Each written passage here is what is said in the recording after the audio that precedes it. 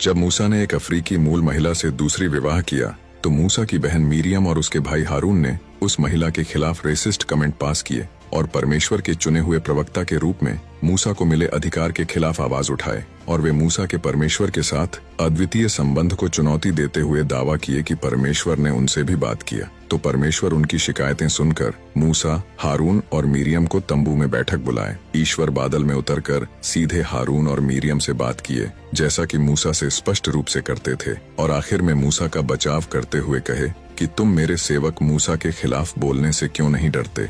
ईश्वर के ऐसा कहने के बाद बादल हटा तो मीरियम को कोढ़ हो गया। उसकी त्वचा बर्फ की तरह सफेद हो गई। अपनी बहन की हालत को देखकर परेशान हारून ने मूसा से मीरियम के बचाव के लिए विनती किया और जवाब में मूसा ने उसके चंगाई के लिए ईमानदारी से प्रार्थना करते हुए कहा, हे ईश्वर, कृपया उसे ठीक कर दो। मूसा की प्रार्थना के जवाब में ईश्वर ने निर्देश दिया कि मीरियम को सजा और शुद्धिकरण के रूप में 7 दिनों तक शिविर से बाहर रहना होगा। इस अवधि के बाद मीरियम ठीक हो गई और उसे वापस शिविर लौटने की अनुमति मिली।